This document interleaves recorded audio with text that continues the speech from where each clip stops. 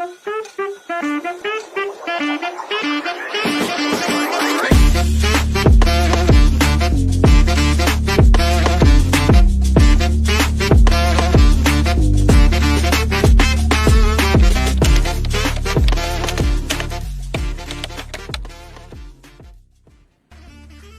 governance and participation starts by showing up, by writing your name in that sign-up form, by joining an organization in your school or community, by writing, creating, planning, and participating in activities, and by deciding to run for the student elections in your school or in the upcoming barangay and SK elections. Because by showing up, we are turning our hopes into reality. Ang mga pambansang bayani natin ay nasa kabataan nila nang ipaglaban nila ang kalayaan ng bansa. At kabataan rin ang nanguna sa mga protesta at kilusan na nagsulong ng mga karapatan natin. Tayong mga kabataan ang pag-asa ng bayan. Bilang tagapagmana ng kinabukasan, ang pag-asang ito ay magiging pagbabago if we show up. Maraming salamat.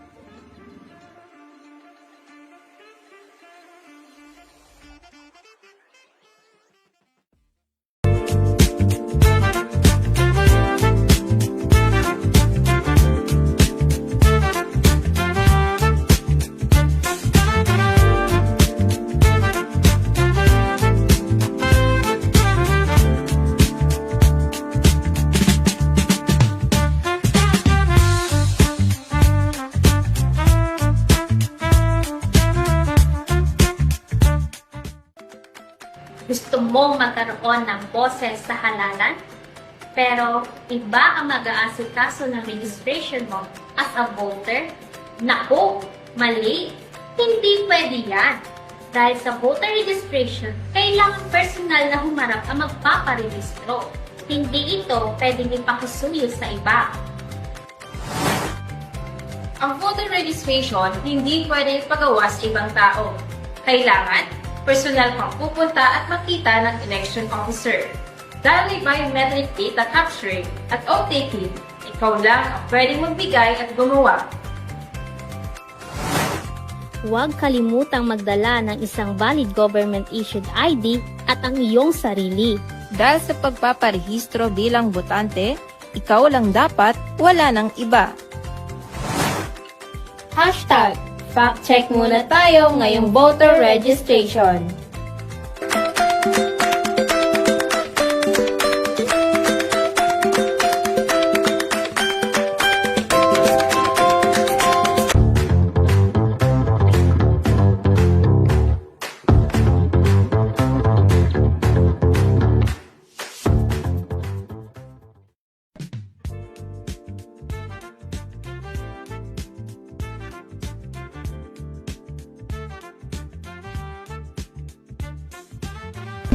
Tapos na ako!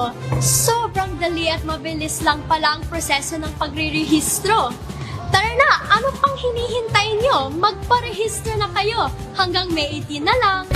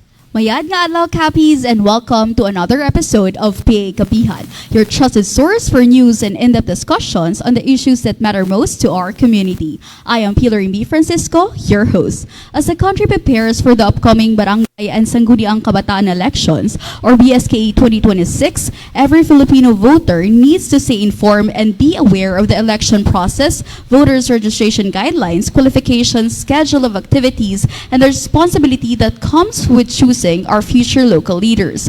With the voter registration period ongoing and election preparations, today's discussion aims to guide and educate the public on the important role of COMELEC in ensuring honest, orderly, peaceful, and credible elections. So joining us today is our distinguished guest from the Commission on Elections, the Assistant Regional Director and the OIC Capiz Provincial Election Supervisor, Attorney Will Asenio, who will share the latest updates, reminders, and preparation for BSKE 2026.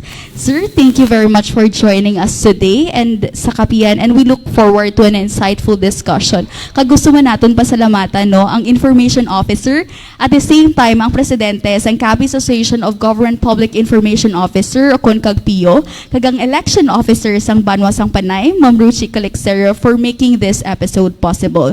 So, Attorney, before kita mag-proceed, can we have a short statement lang sa ating mga viewers?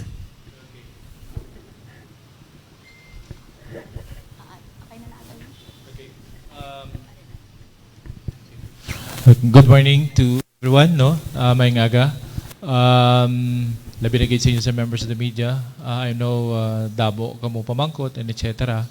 And this is, I think, the right time for you to ask that, no? Let me begin with the statement na madayon ang November 2, 2026 Barangay and SK elections. So thank you. So, Attorney, siling mo kagina kamadayon na gid ang aton nga 2026 BSKE election. So, there have been discussion regarding sa possible automation sang BSKE. So, can you clarify whether ang Barangay and Sangguniang Kabataan election will be automated o kon manual? Okay, that's a very good question. It will be manual. No? As you have heard sa chairman sa commission, George Erwin Garcia, as of I think last month, no, naka-print na kami siyang official ballot sa commission elections. It's a manual ballot, so manual voting also. So, ang tanan nga ngalan sang gusto mo iboto, isulat mo gid. Hindi ni siya sang automated elections. Hindi pa kaya sa commission elections ang isa ka automated elections sa barangay. Okay. Okay. So with regard naman, Attorney, sa atong mga poll workers, so nga nag-play of course a major role during election. Pila sila kadamoon pila kadamoon nga mga poll workers ang itap sang COMELEC, kag can you provide updates regarding sa training nila, honoraria, allowances, kag other benefits nga ma-receive nila? Okay. For the barangay nagligad nga election, dako ang ilan na baton eh. It's not less than 10,000 pesos. And gindugangan pa to sa commission elections, I think 1,000 plus. Subong nga barangay NSK elections, gusto tani dugangan pagit ang ilang nga honor. It's a one day nga trabaho, pero at least not less than 10,000 pesos ang imong babaton. As ang imong credit will be kakon government employee, may ara kasing 5 days nga service credit. Though gina-increase na sang COMELEC into 10. So in short, pwede ka ka-leave for 10 days, wala iba ng imong leave credits. Oo, libre na. No, I just don't know kung anong guidelines sila sa pag-avail. Kaya sa DepEd, you have to avail that within the year. I think. Now, COMELEC extended that to other government employees, hindi lang DepEd, nga nag-serve sa elections. Meaning, kung government employee ka, basta nag-serve ka sa election, pwede ka man matagaan sing service credit. Diba? Mas marami. I think muna yung ginalagas ang aton nga mga public school teachers sa pag-serve sang election. Yes, mabudlay and etc. Delikado on their part, pero at least compensation-wise may ara man, and ang service credit kit ang malawig. No? Just imagine, 10 days na eh. That's almost 2 weeks equivalent of service. Kasi 5 days mala ang trabaho sang government employee. Now, as far as training is concerned, we will be training them, of course, manual elections. Now, may mga maestra kita normally kadamuan na sa ilan mostly. veterano na selections eh. But for sa mga bago nga mga maestra, i-train naton. Labi na gid sa pag-isip sa balota, it's going to be a manual counting. So kung hindi ka kabalo yung rules, medyo problema on your part. Basi magsala ka sa pag-appreciate o sa pag-isip sa balota. So we need to do that para sa ila. So we normally allocate sufficient time and resources. Kami man nagapakaon, kami man naga-training, no, sa aton nga mga public school teachers. And so far, successful kami on that part sa training.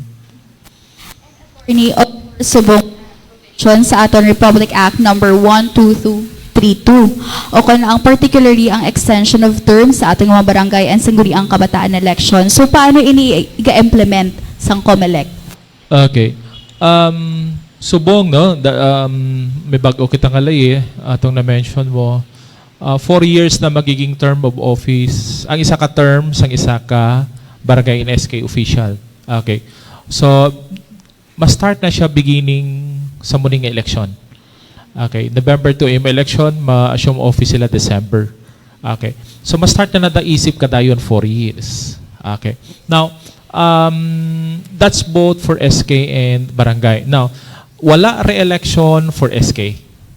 Okay, unlike Subong, no, may SK abi kita. Ang age of SK is 18 to 24. May hara kita SK nga nagapamangkot. What if hindi pa kuya overage? Pwede pa ko bala kadalagan? The answer is yes, para sa subong election. But, sa sunod ng election, 1 term na lang. Meaning, bisan hindi ka pa overage, hindi na pwede.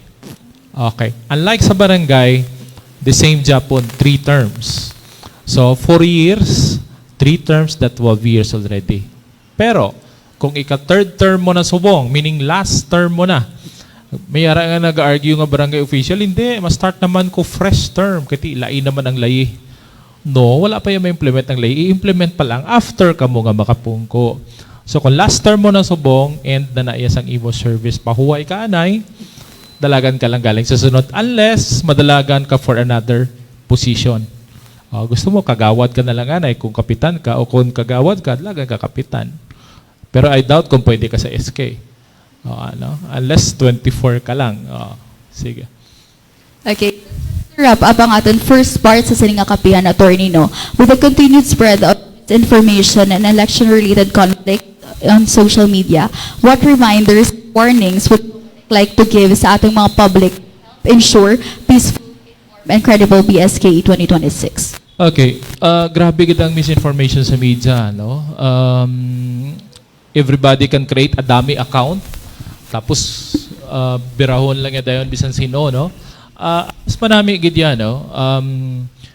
I think pamati sila sa credible media news outlet.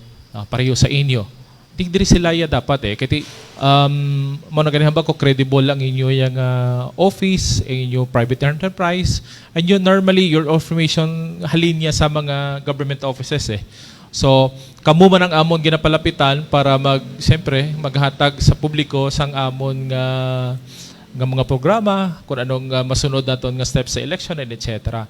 So, I think dira lang sila pamati gidya, no? Kay kung patihan ta lang na tanan nga nagaguluwa sa social media, I think medyo may problema ang Pilipinas kung magmuna, no? And it has been a concern for the Commission on Elections and misinformation. Kasi pila ka basis na bibiktima na kami And we need to, sometime, more often than not, gina-clarify sa COMELEC kung ano gadya ang tama nga message or information sa muna nga subject. Okay, so thank you so much, attorney, no, for those valuable insights and updates. And that's it for this part, everyone. Before we move on from questions from viewers, we'll have a short break.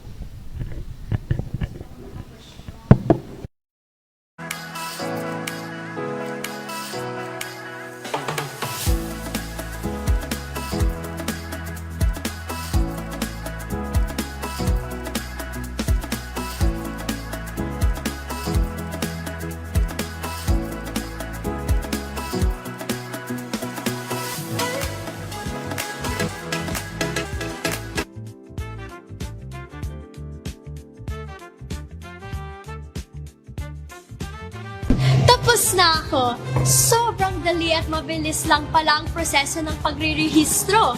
Tara na, ano pang hinihintay nyo? Magparehistro na kayo. Hanggang May 18 na lang.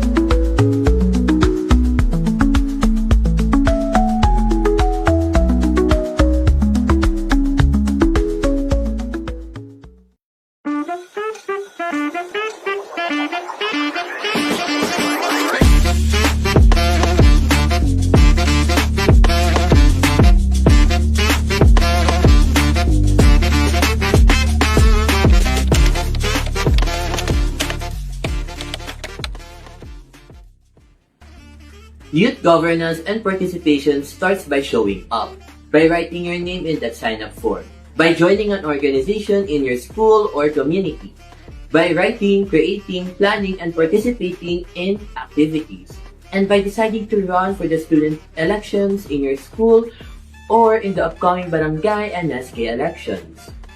Because by showing up, we are turning our hopes into reality. Ang mga pambansang bayani natin ay nasa kabataan nila nang ipaglaban nila ang kalayaan ng bansa.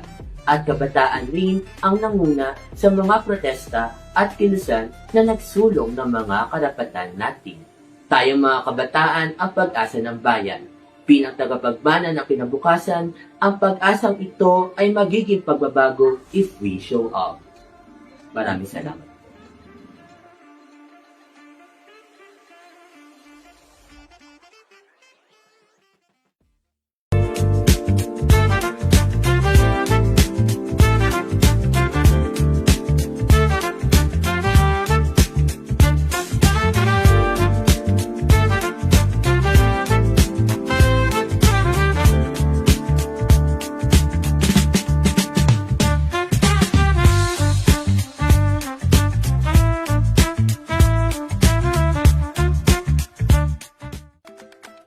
Gusto mong magkaroon ng boses sa halalan? Pero iba ang mag-aasikaso ng registration mo as a voter? Naku, mali! Hindi pwede yan!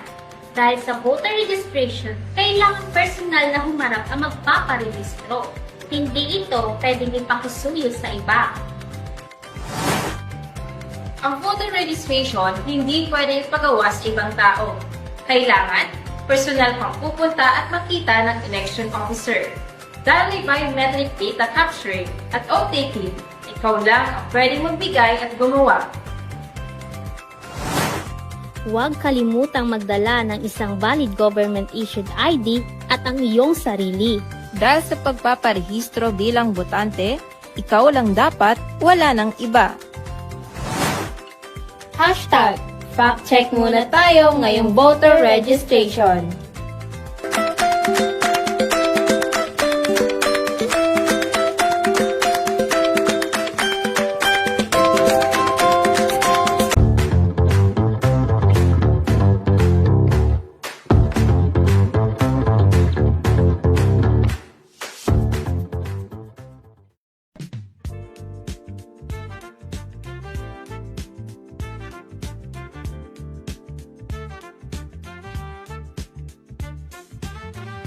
Tapos na ako. Sobrang dali at mabilis lang pala ang proseso ng pagrerehistro.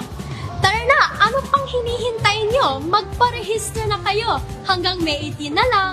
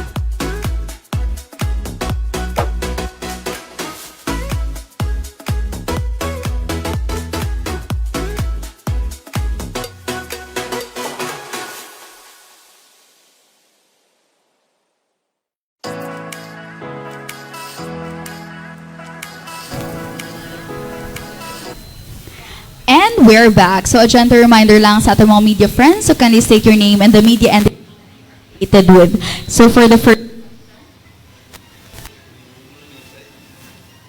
Check. Attorney, good morning. Ma'am, good morning. From DOIG Armen Rojas, Attorney, Raduman Jan Polagilion. Attorney, I remember sang nakaligad, may ara sang isa ka Senate bill nga ginpasa si Senator Amy Marcos regarding for postponed naman this year election. Attorney, if ever, no, nga ma-postpone for example naman, mapasa na gining bill ni Amy Marcos, Attorney, ma-postpone naman ang election natin this year? Okay, the proposal of Senator Aimee is for October 2027. 27, Attorney. Oo.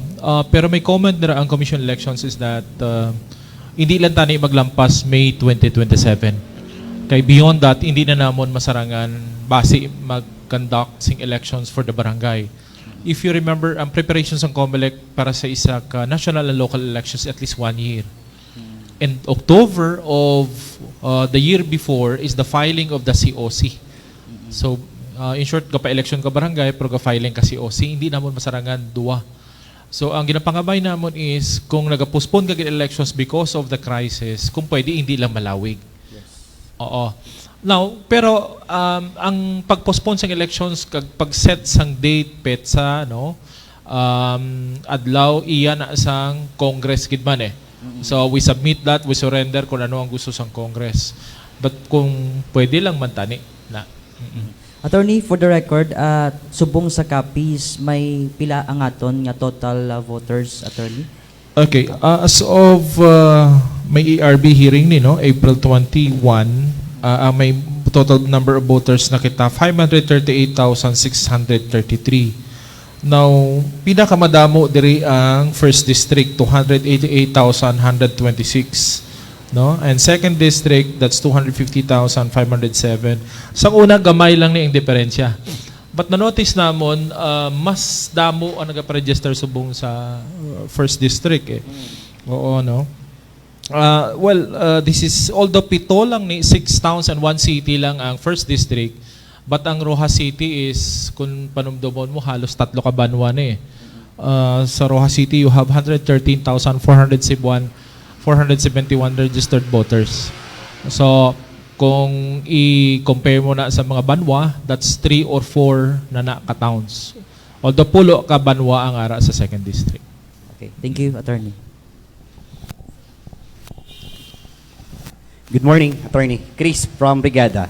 Okay, Chris. Attorney, may mga naka-registered kita ng mga voters, pero may mga nagkakatabo nga deactivate ang ilang ngalan, nga kadula sa record. Ano mga common nga reason, Attorney? Okay, ang common reason is failure to vote twice sa duwa ka sunod-sunod ng eleksyon. Kung hindi ka kaboto sa isa ka barangay, sa isa ka nasyonal, sunod ng eleksyon wala ka na. So you have to, kung isa lang, harapan ang ngalan mo. Pero kung ang imo, halimbawa, nakaboto ka subong, sa sunod ng eleksyon, wala. Sunod ng eleksyon, pwede ka pa kaboto. In short, pwede nga, pero kung sunod gidya duwa na, problema. Another thing is, deactivated is by reason of death. Siyempre, kung napatay ng tao. Now, there are cases nga makita mo, patay na ni siya, nga manara dyan sa listahan. It's because, ang pag-report sang napatay is based lang sa local civil registrar. In short, kung taga Rojas City siya, ari man di i-rehistro, pero kung napatay sa Guimaras, dito yung reporting sa Guimaras, hindi dire. That's why hulaton ta pa, duwa ka eleksyon, nga hindi siya kaboto, tsaka sa kakason sa COMELEC, na kung i-connecta, no? So that's why, ang iba na aking nga man si nanay, ari pa di patay na. Actually, kung gusto mo kaya makuha si nanay mo sa listahan, hindi ta na pagulaton ng local registrar. Ikaw mismo kadto sa COMELEC, submit ka sang death certificate, kakasunamon. Okay. Attorney, last talaga, for the record lang.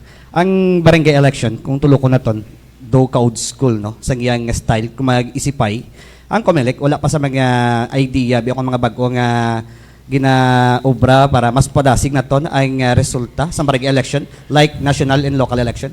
Okay. Ang pag-automate sang isa ka barangay elections, ara man na iya Japon sa damgo sang commission elections, no? If you notice Mas manami ang automated elections kaysa sa manual. Damo naghambal. De, balik ta sa manual kay mas manami ko, no? Haven't you noticed nga kung automated ang aton elections, madali ang isipay, wala sing masyado violence, no? Mabalaan mo na the day after, pagbugtaw mo, balaan mo na kung sino mayor mo. Unlike sang una, ako, sigurado ko, may edad na ako, no? Pila na ka manual elections na naagyan ko as COMELEC. Tugay-dugay yung matapos. No? 5 days, 4 days, 5 days bago mo matapos, bago mo makroclaim. Sa Banwa, you have hulat kada 2-3 days. Sa province, hulaton mo tanan matapos. I mean, dugay. And tendency-wise, kung ang mga perde nga kandidato, kumanggam mo, wala pa matapos, wala pa ma-proclaim, ang inisipay, problema ang COMELEC. No?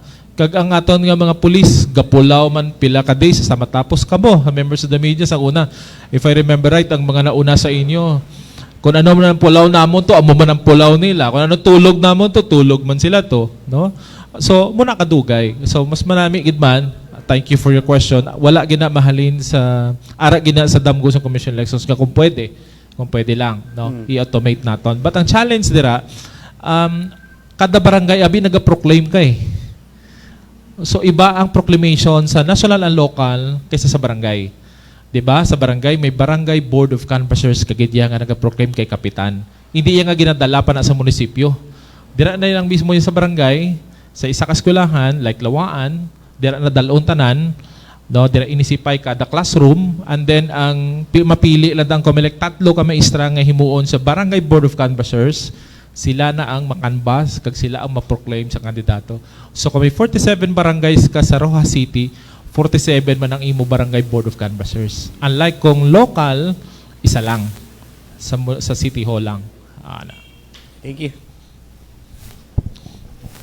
Attorney, good morning. Elmer from XFM Rojas. Yes, Sa anong measures or tikang attorney ang gina-implementar naton sa COMELEC agod nga ma-prevent man naton malikawan ang mga related violence sa during election, especially ining vote buying, misinformation, kag ilabi gid sa election, attorney.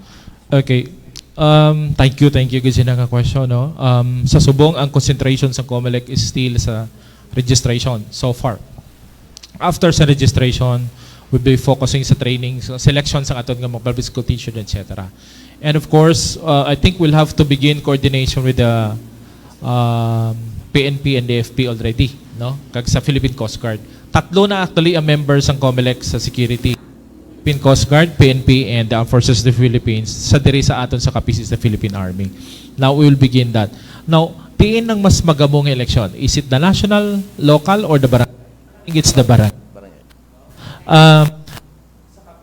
May mga natabo na nga insidente nga pinatyanay, vote buying, ano pagid, no? Nga any violent incident as far as elections is concerned, yes. Di na mas madamo ang barangay.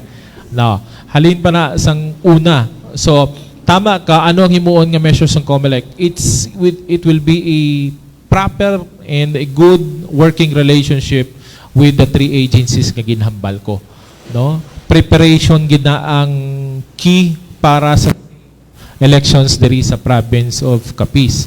Now, normally, kada voting center gahatag kita security, may security gid na da nga ara dira nga naka in place dira, no? Plus ang aton nga Bureau of bulig man na sila hatag sing ila nga tawo. No? Like for example, the last elections, barangay elections, may nalipong sa Capiz National High School. Actually, ang nagbulig medical personnel is coming from the Bureau of Fire. So, may mga, maliban sa tatlo ka agencies natin, may mga other government agencies kita nga nagabulig for the commission elections with that. Sige. Addition lang siguro, attorney. I know nga dako gini nga bagay ining ginadihon naton nga satellite registration. So diri sa probinsya sang Capiz pila na gid balaihan ang aton sining actual nga new registered voters, attorney. Okay. Sa subong tatlo lang ang satellite registration for today, no? It will be Rojas City sa SM, Ang Panay, I think, are sa covered gym. Same with Tapas, are sa covered gym. But the rest are sa munisipyo, no? As of May 13, ang nakaparehistro na sa COMELEC is 34,260. Amo na ni ang nakaparehistro sa aton subong, no? But of course, Rojas City ang pinakadamo. Now, for about 3 days, may mga issue about transfer, no?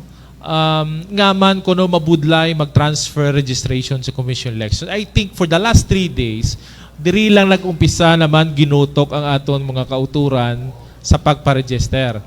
Now, ang gusto sang iban transfer lang wala bala sing may ginadala nga dokumento, no. COMELEC is very strict on that. You have to provide us an ID nga may current address kung sa diin ka nagidya subong naga-start. No, kung ang imo address is sa previous pa sa ID mo, hindi pwede. You have to provide additional proof. Gabato na lang kami na Kapilco, Nawasa, basta may address mo lang Globe, Smart, kung ano man da, even insurance, basta may address mo lang current. So that's why bala mo kung valid lang yang imong residence, meaning bago ang imong residence, valid ang imong reason, may karapatan ka da mag-transfer. Ang iba na pasensya na kamo, no? Ma-transfer lang niya Tapos kikadalagan ila paryente. After that, balik na naman. Na may nagareklamo bala, yes. Kaya iba niya nga mga kontra nila. I mean, tarong niya ang pagparehistro. But here comes, some people, gusto lang niya gamiton ang COMELEC para lang makatransfer. Oo. Sige. Morning, Attorney. Eleanor po of IBC 13, DYJJ. Attorney, i-connect ko lang yung na-mention kanina, yung pinaka-magulong halalan is the barangay. Yes. May mga identified na ba tayong barangay na makonsider nating binabantayan ng COMELEC as of this time? Okay, muna isa nakapamangkot nga wala ko masabat kay na related to the question, of course. As of this time, wala pa. We're waiting for the filing of the certificate of candidacy. Then mabalaan ta kung sino kandidato. Dila tala makita kung may kontra o wala. Kung may kontra, depende sa assessment ta kung magiging intense political, ang rivalry magiging intense between the two parties. Now, and then taon ta kung may ara record nga election-related violent incident ina nga lugar or may ara bala private armed group nga gina-maintain ini nga mga tawo, no? So ang or another reason is with or without election ina nga lugar is may presence of insurgents na yang daan.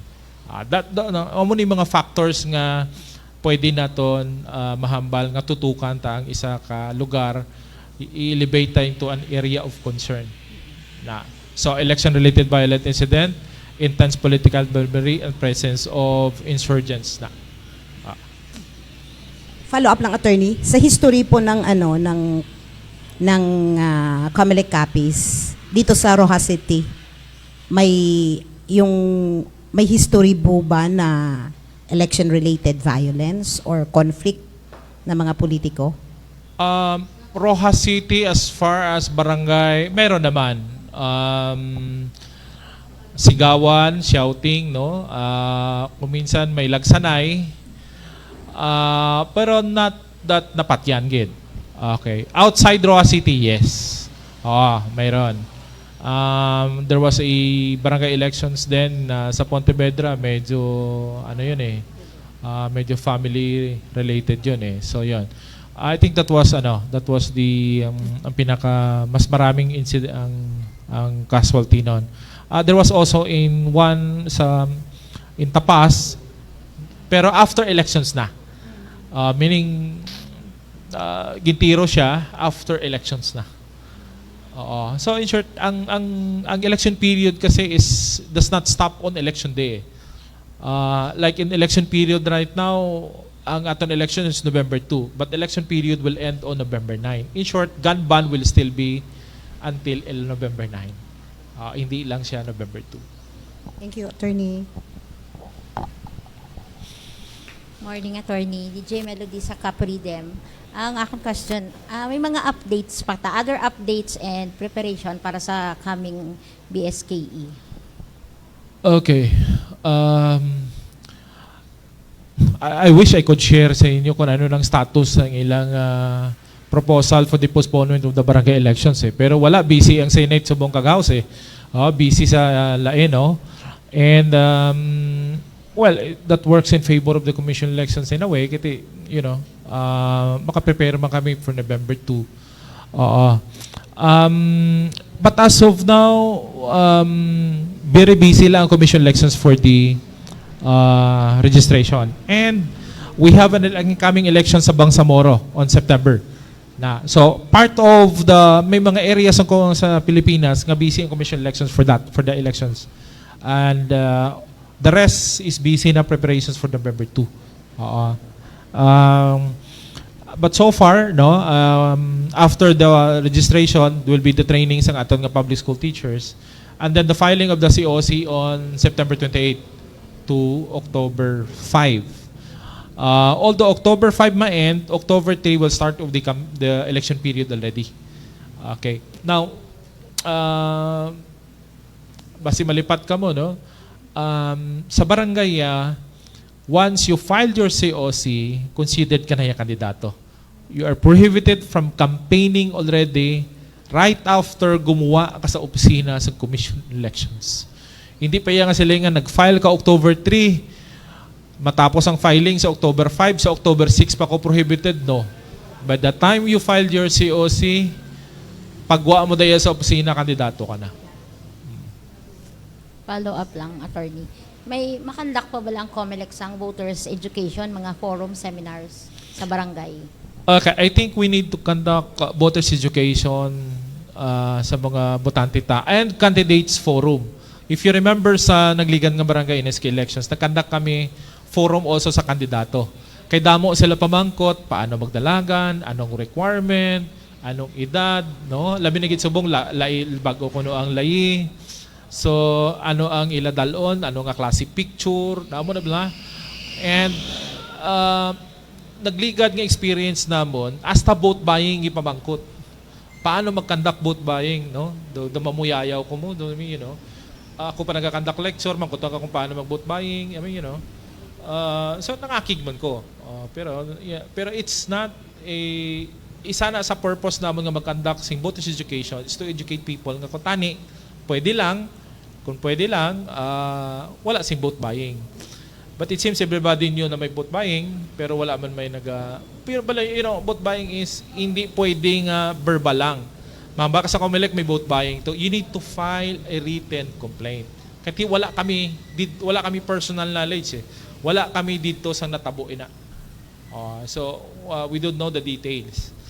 So kung may ara lang reports o rumors pero wala sing written report, wala man mahimo ang commission elections.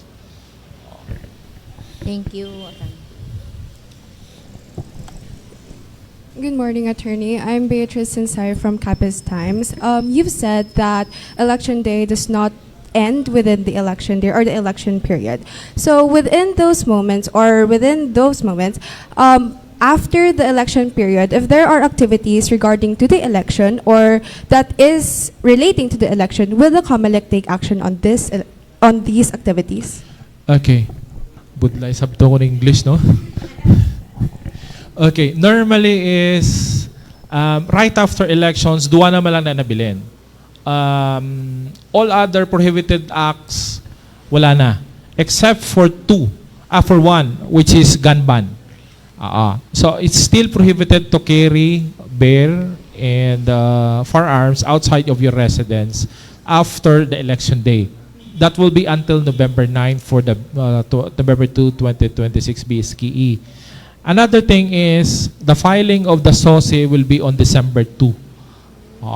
So that's 30 days after. So duwa pa nag-activity, but the prohibited acts, isa na lang. Thank you. Thank you, Attorney. Clarification ng attorney. Wala kami idea sa Mindanao Attorney, nga man naga-postpone ang election sa Bangsamoro. Gusto mo i-clarify, no? Ano ang reason, attorney, nga man nga ulihi election nila i-compare sa normal election, attorney? I think may legal issue sa organic law nila eh. So they need ipag may ginakinanglan nga ipasa sa Congress. And COMELEC naman pag pinasa isang ginpasa na ang amendments sa organic law, you need preparation pa. So gahambal man ng COMELEC nga oops dali lang schedule man namon. Pero mag-set sila sang election for that is do ginapaubaya nila sa COMELEC kung saan ang schedule. Hindi man siya siling ginaset gid siya nga date. Kung hindi daw may time frame lang. Kaya hindi ka pwede ka conduct elections basta-basta eh. Mabalabi siya, hindi, next month na. Hindi na masarangan sa commission elections. Attorney, last question. Attorney, pila ka porsyento na nga preparado ang COMELEC naton for this coming barangay election, attorney? Diri sa aton sa probinsya sang Capiz. Let's say wala pa gid, no? In terms of percentage, hindi namon mo quantify pa eh. Una-una, wala pa takatapos registration. And still, although ara na nga aton nga official ballots, you need pa na i-deliver and everything. Pero, it's just okay. Okay lang na yan para sa commission elections, bisan gamay na lang ang time frame. It's manual lang ni eh. All you need to do is a blank ballot, public school teachers nga ma-serve, nga ma-constitute mo as electoral board. You need the ball pen, indelible ink, mula na eh. No? We have already the date, madali lang na yan. Unlike kung automated elections, may machines ka pa. So, gina-reconfigure, i-troubleshoot, and everything. No? So, hindi manual lang eh. And I'm happy to tell everybody, no, kapila naman yabi na postpone ni before ang elections. So, sige man niya amon imprenta balota. Pero, ang reason for the postponement is mahambal sila gamiton ng kwarta for other purpose, kati crisis. That's okay. Pero ang problem lang is, if you schedule it next year, mahatag ka Japon budget. Another budget. And then may resume registration. If you resume registration, you have to add naman another budget. Kaya may mga botante ka, nga nadugang. So ma-print ka another ballot, madugang ka public school teachers, madugang ka classroom. So in short, dugang ka gasto. So instead nga makatipid ka ng konti, mas medyo mahatag ka pagamay. So if you use the budget this year, gamitin mo, mabahatag ka man Japon next year. Last na lang, attorney, in the case of President Rojas, Mayor Tony Escolin, attorney, what is the status, attorney, of the case? Ano sa attorney sa status ng case? Okay, pending Japon ang status ng kaso, no? Ibisan ako nagahulat eh. Gusto ko matani matapos na. Natapos na tani kung wala may kalingin nag-file pa sila sing other legal issues naman, may nag-motion to intervene eh. So nag-file motion to intervene ang kampo ni Sir Bart Locsin, no? And then nag-file motion intervention si Honorable Vice Mayor. So pending na subong ang ilang duwa ka motion for intervention with issues, with legal issues, kati gusto sang isa siya man ang i-proclaim as the second placer. Ang isa naman is gusto niya succession kay siya na ang Vice Mayor. So, amo nang i-resolve sa commission elections. No? But until now, wala pa kabagwa sa decision ng COMELEC and BAC. Thank you, attorney. Attorney, luwat to. Kung in case, madayon na nga itong barangay election sa buong attorney, pwede ba balaan kung pila ang kinanglanon nga pondo sa nga COMELEC kung madayon giman? Nakaset na eh. Nakaset na yung pundo? Nakaset na eh. Kung pila ang gastusun sa commission elections. I think ang nakagasto na kami around, mga 19 billion ang kinanglan eh. Nakagasto na kami around 3 billion for and everything. No? Ang the rest nga 16 billion, I think ang munang gina-focus nila nga gamiton anay sa iban. But I'd like to say nga wala pa na iya sa COMELEC ang 16 billion. Wala pa na iya mahatag. Ara pa na daya sa ila. So, bata mo na ang hatag nga budget sa Congress. In fact, kung kulang, normally na ginakuha sa COMELEC sa savings niya. Okay. Last na lang, attorney, no? May palagas. Way patalay, no, sa COMELEC nga bawalan ining sa barangay nga kung pinamilya na wala, amay, papa, no, nga bawalan nga hindi ka na magdalagan kasi papa mo kapitan, kagawad ka, anak ka, no? Way patalay, attorney, nga pagbawal sa pinamilya? Bago pa lang ko sa COMELEC, gina-propose na eh. Subong, nanigulang na ko. Sa subong ay Japon. No? Pero may ara kita sa SK. Sa SK, base malipat ka mo, ang kadalagan SK must not be related to any incumbent, second degree, incumbent, elected, barangay official nga ara sa barangay, municipal or city, provincial and national level. So, hindi pwede. So, in short, natigayon man, naging successful. Although may mga different bills subong nga nag-tackling on the same issue, nga kung pwede, may ara man kita sing anti-dynasty provisions as far as local and national positions is concerned. Pero pending Japon So it will be interesting kung mapasar na o hindi. In fact, the other day, sa news, di ba, through People's Initiative, iba niya ma-propose na lang nga total nga hindi nagidya dapat may paryente ka. So, ang ilan naman yung way is not through law but through People's Initiative. So, lataon ta kung how it will turn out later. Okay. Attorney, good morning. Sa sining nagakinabo, karon niya kinagual, ginalantaw ta malabo na ning postponement nga matabo. Now, I would like to ask, pagabot sa time frame sa preparation sa COMELEC kag sa mga series of activities naton, final na balay ni attorney or may adjustment nga himuon ng COMELEC, especially sa pag-training sa mga manunudlo, sa pag-imprinta sa baluta kag iban pa, attorney? I think wala na, no? Fixed na. In fact, kami mismo gani nga mga taga-field, medyo nalawigan na gani just imagine filing mo sang COC will be on September 28 pa. Pero matapos ang imong registration May 18. So in short, dako ang period after that. No? But we'll use the time for other things nga i-prepare namon. Like yellow ballot box, inventory, etc., procurement, training sa atong public school teachers. Ang training sa atong public school teachers, normally, 1 day lang na. 1 day training, kaya na. And then, ang security preparations, muna ang medyo malawig. And then, kati, you have to coordinate with PNP. Una-una, may problema na sila sa logistics, number of personnel. Normally, kulang Kapo-augment pa na And then, COMELEC will have to inspect each and every voting center. May kuryente bala, may ara pa na balang eskwelahan. Kaya normally, kung isa nababagyuhan na o may nasunog, so we need to inspect that also. Although, ang voting will be from 7 a.m. to 3 p.m. lang. Pero ang problema mo magabihan ka because of iskutinyo, counting. Medyo amo ng kwanta. So there are many things nga i-prepare pa sa commission elections after the filing of the COC that we need time. Pero as far as your question sa timeline, bala kami, etc., yes. May mall voting kita sa Gapon, attorney? I think so. May mall voting ta. Wala lang ma-determine kung pila. But barangays near the mall, I think amo na magiging imuon ta na mall voting. Now for the province of Capiz lang taon ta kung pila ka mall ang ma-mall voting no? You have Gaisano, you have Robinsons, and you have SM right now, di ba? So lang taon ta kung sino ma-qualify for the mall voting. Before barangay 10 barangay 10. And may ara pa bala. Another question is, may ara bala kita for senior citizens and PWD early voting? Yes. I think may ara. It has been proven nga effective ina. Pero hindi lang, I think may namangkot ka ina about voters education. Isa ina sa dalon namon sa voters education.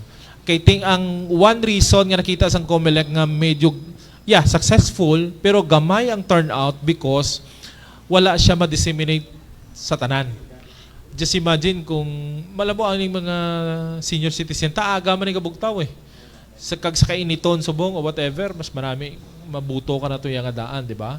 So, as early as 5 o'clock, pwede ka na yakabuto. Okay. Last guro, attorney.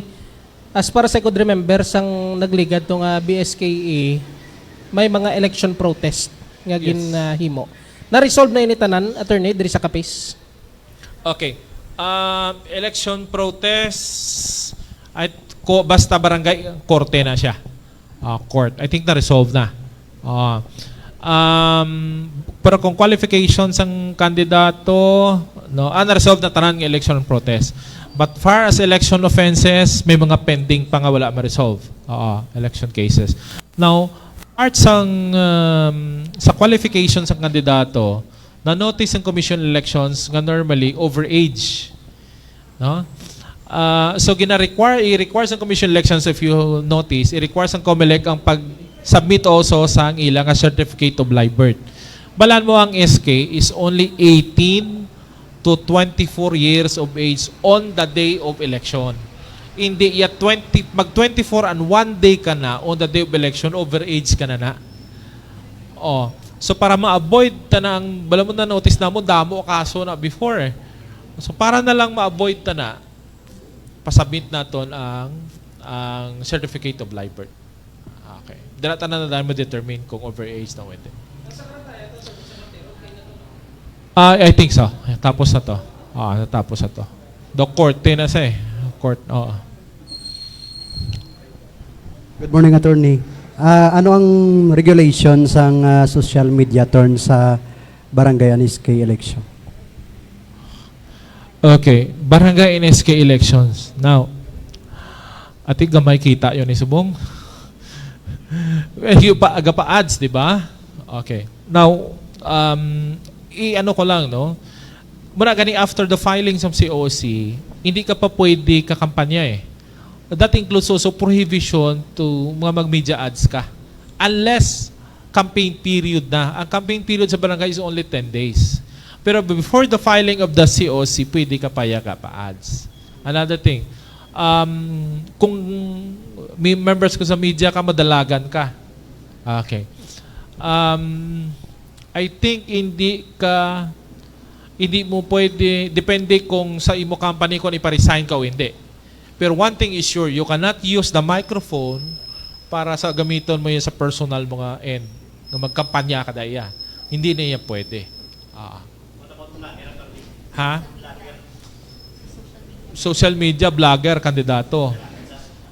Mamblema siya gani kung prohibited ang campaigning eh. Within the period eh. Whatever you use nga platform, bakit trabaho ko na eh. But still prohibited ang campaigning eh. Wala man yan nagambal nga exempted ka kay trabaho mo na. Basta ang ginahambal sa lay prohibited ang campaigning during this number of days na. So last na lang turn, I think ini nga pamangkot, hindi lang para sa akon kundi sa mga senior citizen bala. Ngaman ko no Nobyembre 2 gid ang eleksyon kay man balaan ko no nga adlaw turn. Ako gani ka pamangkot ba nga November 2 gid ang ilaging pili eh. It's Congress ang nag-set sang elections, is not COMELEC. Okay. November 2 is the first Monday of November.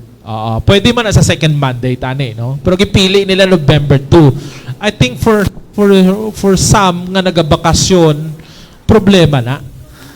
Kaya hindi ka kabalik nga daan eh.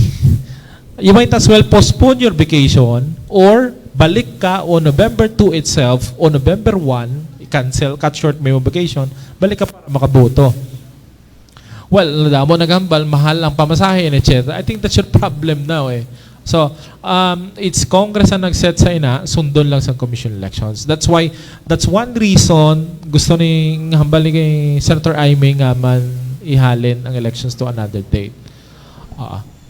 Okay, so I think there are no more questions from our media. So to end na lang, attorney, can we have a parting statement na lang para sa ating mga viewers? Okay. I'm sure things will heat up after mas mainit pa ni sa issue subong ang barangay elections. Pero gradual niya nga pag-style eh, no? I hope the Commission Elections was able to clarify kung ano ang mga issues and concerns nyo diri sa provinces office as far as the elections is concerned. I'm sure damo interesado kung madayon hindi. As far as the COMELEC is concerned as of now, madayon niya ang November 2, 2026 for the simple reason nga wala iyalayi nga nag-postpone to the election for any other date. Okay. Now, as far as campaigning, nahambal ko naman and etc. As far as the last day of the filing of the CO of the registration, that will be on the 18th on Monday. Now, may ara pa bala registration after sini para sa 2028? Yes. Bala mong iban nga gusto magdalagan na sa national and local, damo nagapamangkot ko may rehistro pa liwat kay basi maalangan. Yes, may ara pa ya. This registration is only for the barangay and SK. No? And don't worry about any other things about election-related violent incident and etc. COMELEC na sina, PNP, FP, and Coast Guard ang bahala to secure ang imo nga pagboto. And good news also, we clarified nga may sa senior citizen, they can vote early and most probably will have mall voting. No? And sa inyo sa members ng media, I hope I have guided you nga kung kandidato ka, you cannot use the microphone and everything, even blogging to sa pagkampanya. But you are not prohibited from running. You can run. Wala kaya problema. I hope you can run also para madugangan ang mga maayo tadi nga mga barangay and SK officials if you're qualified sa SK. And of course sa SK gina-remind ng laton nga hindi ka pwede up to the second degree kung may pariente ka nga sa barangay, city, municipal, and provincial and national positions, of course. Okay, so again, thank you so much, Attorney, for joining us today. And salamat man sa atong mga media friends nga rin diri subong.